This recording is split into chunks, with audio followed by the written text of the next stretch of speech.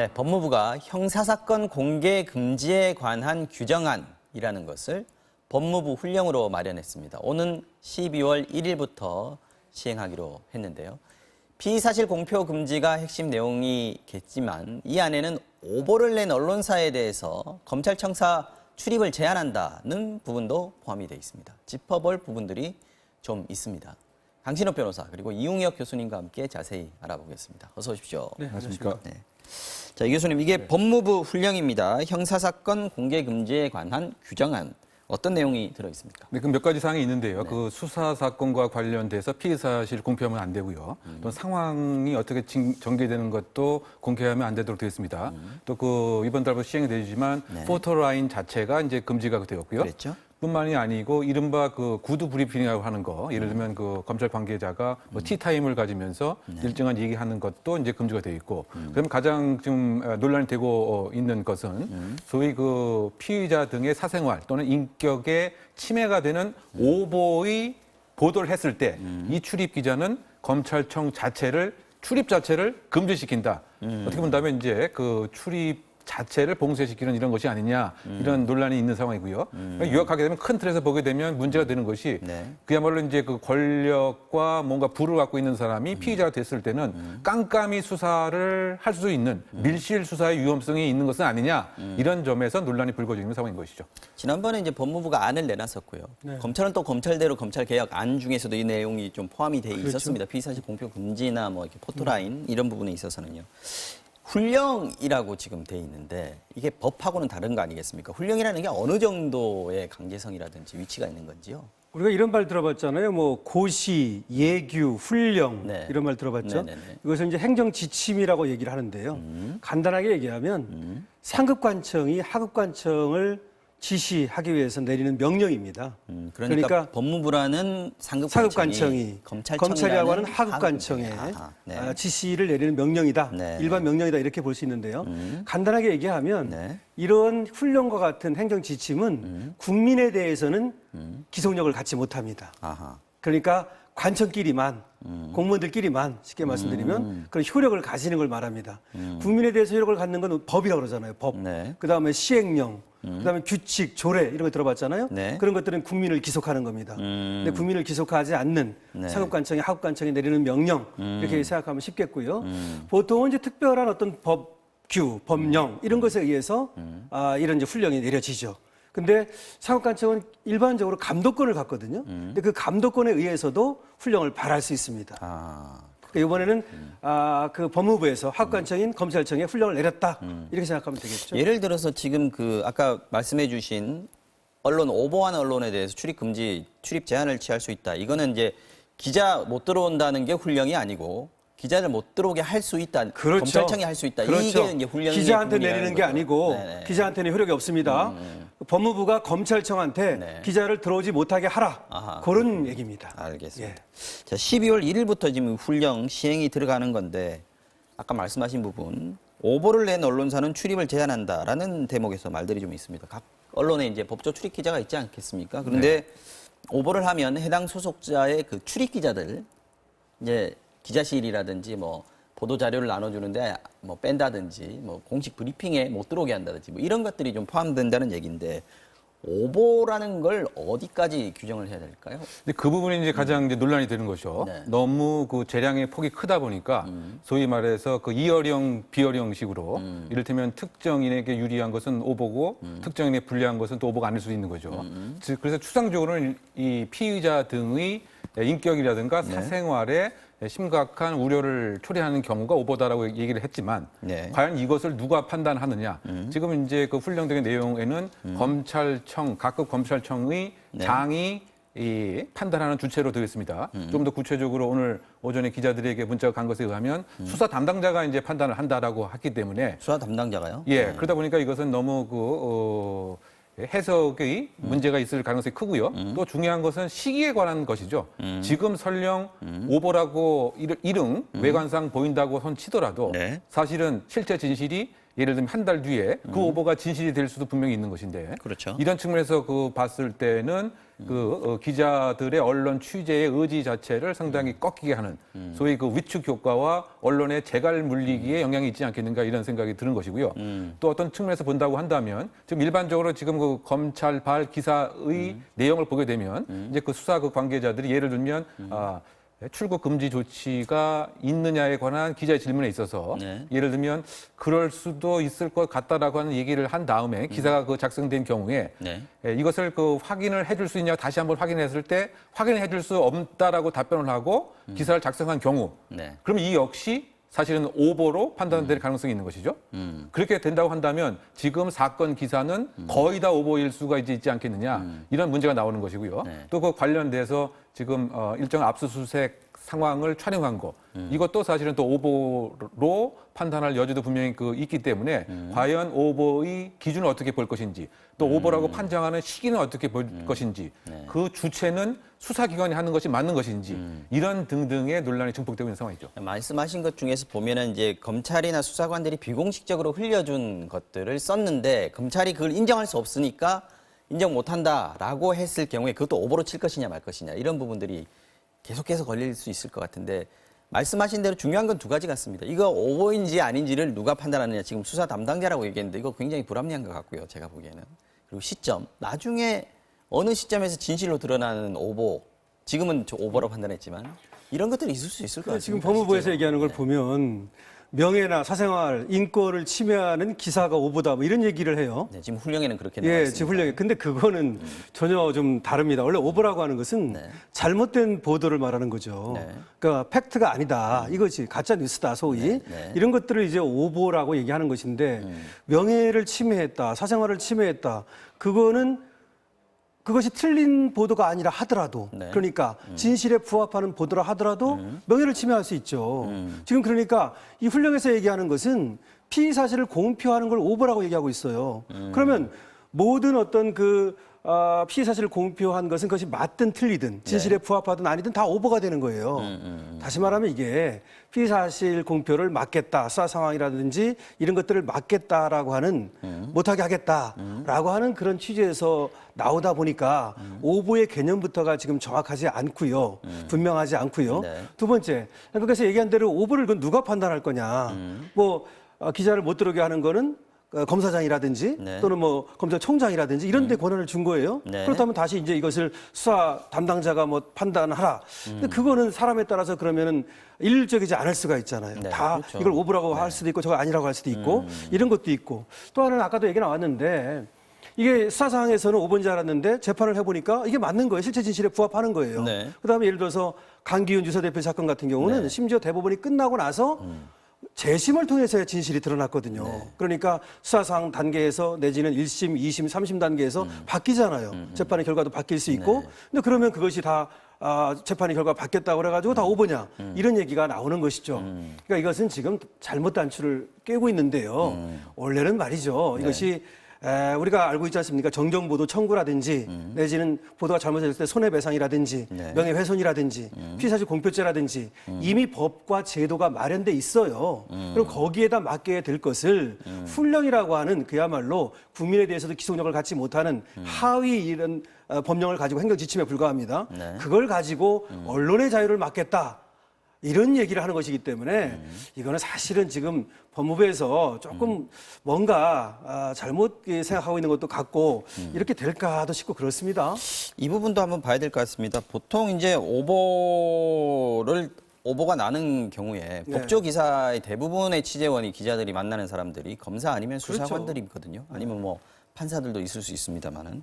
근데 여기서 잘못된 정보 소스를 받아서 오보를 냈을 경우에 지금 훈령에 의하면은 출입 기자에게 말하자면 출입 정지라는 징계를 내린다는 얘기인데 그러면 그 소스를 제공한 사람들, 그러니까 자기 식구들에 대해서는 지금 훈령에 아무것도 안 나와 있거든요. 그렇죠. 네. 이것이 문제가 뭐냐면 확실하게 이제 그 확인을 안 해줬을 경우에 이제 기자가 A냐 이렇게 물었어요. 네. 근데 거기다 확인 안 해줬을 때 기자는 A라고 믿을 수도 있는 것이죠. 예를 들어서 네. 그런 식으로 이제 오보가 날 수도 있고 아니면 정말로 수사기관이라든지 또는 뭐 재판을 담당하는 이런 판사라든지 뭐 검사든 누구든 또 좀 잘못 알고 얘기를 할 수도 있잖아요. 그렇게 해서 오보가 나올 수도 있는 겁니다.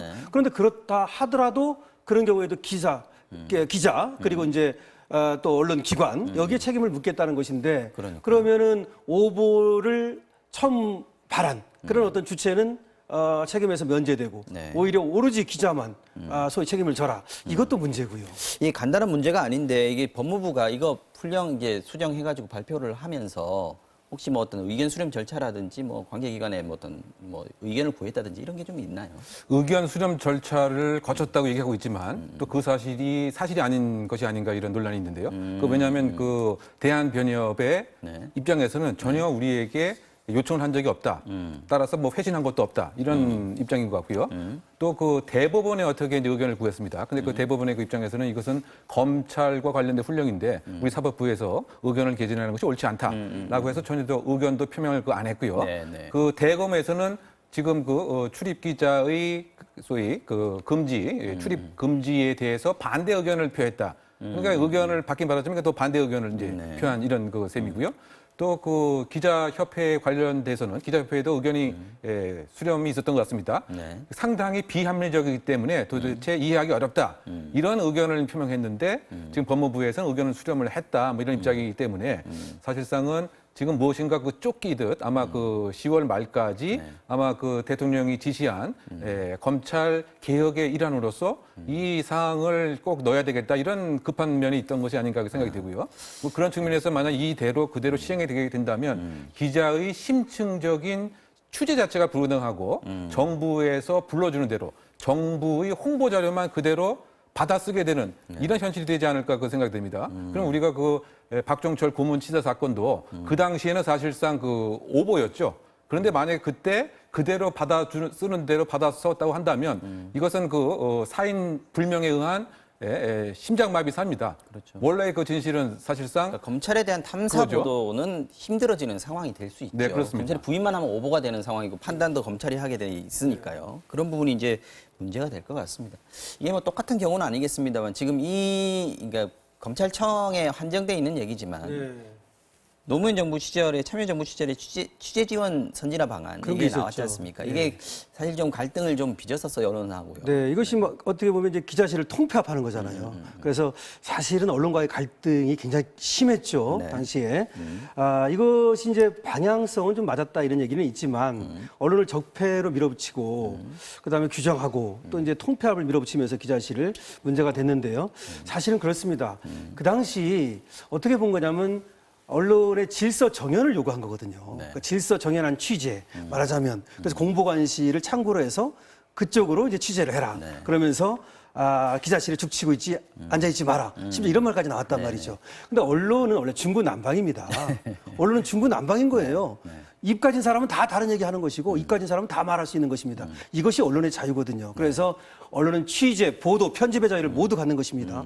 근데 이렇게 뭐 질서 정연을 요구하다 보니까 당시에 되지도 않았을 뿐만 아니라 갈등이 심했는데 어쩌면 지금 얘기하는 것도 조금 제가 볼 때는 그때하고 좀 비슷한 것 같아서 좀 우려가 되고 언론과의 갈등이 심해지고 또 이제 국력 낭비가 되지 않을까라는 생각도 들어요. 알겠습니다.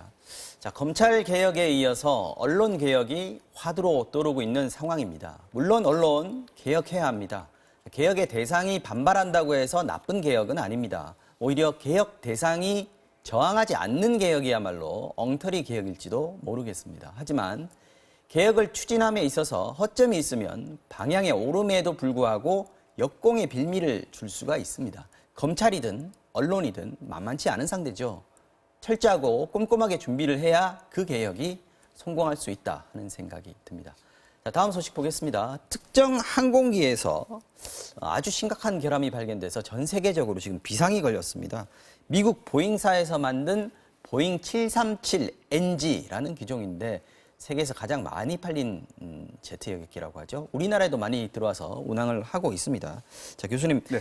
보잉 737NG 기종, 이게 지금 문제가 되고 있는데 어떤 기종이고 어느 정도 팔렸습니까? 일단 그 클래식 그 종류가 보잉 737이죠. 네. 이게 세계에서 예를 들면 3초에서 5초 정도로 자주 그냥 거의 뭐 1분 안에 수십 대가 뜨고 착륙하는 가장 많이 전 세계 날아다니는 모든 공항에서 떴다 냈다 하는 거군요. 그런 소형 그 제트 여행기다 이렇게 요약을 이제 할 수가 있고요. 100명에서 한 200명까지 이렇게 여행에 도움이 되는 그 비행기입니다. 네. 그리고 지금 이제 그 문제가 되고 있는 보잉 737 NG는 그 NG의 약자가 이제 Next Generation이라고 하는 이제 약자로서 네. 그러면 이제 그 무형으로서 그 연비를 그 줄이고 그 날개의 모양을 좀 이제 달리한 이제 이와 같은 것인데요.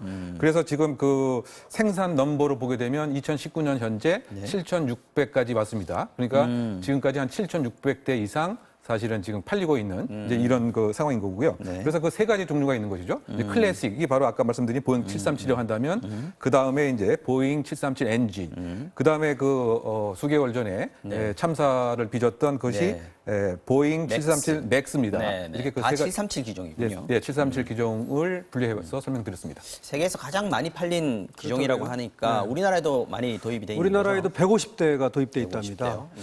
지금 저가 그 항공사라고 그러죠. 저비용 항공사. 이런 데는 더 비중이 높아요. 그래서 제주항공하고 티웨이 항공 같은 경우는 전부 다 이 기종이랍니다. 그래서 우리나라에도 하여튼 가장 많이 도입돼 있는 이런 기종이죠. 아까 말씀하신 대로 100명에서 200명까지 수용할 수 있는 여객기라고 하니까 아무래도 좀 소형 항공사들에서 많이 보유하고 있는 것 같습니다. 결함에 대해서 좀 구체적으로 말씀을 좀 해주시죠. 어떤 결함이 지금 그 있다는 항공기 겁니까? 동체하고요. 네. 그다음에 날개를 연결하는 부위. 거기에 이제 균열이 생겼다는 얘기입니다. 균열. 예, 네. 균열. 지금 미국 연방 항공청이 긴급 점검 지시를 내렸어요. 그러면서 항공기 동체 중심과 날개를 연결하는 부위에 여기에 이제 균열 가능성이 있고 또 균열이 생기기도 했다. 이런 얘기를 하고 있는데요. 사실은 운항을 할 경우 위험하다는 얘기가 될 수 있는 것이죠. 그렇죠. 3만 번 이상 비행한 전 세계 1,130대 네. 를 점검을 했어요. 그래서 네. 그랬더니 4.7%에서 문제가 좀 있는 것으로 53대에서 말입니다. 발견이 됐고요. 근데 우리나라는 42대를 점검을 했는데 점검을 말이죠. 그 중에서 9대가 균열이 있는 걸로 발견이 됐는데 그렇군요. 그 아까 4.7%라 그랬잖아요.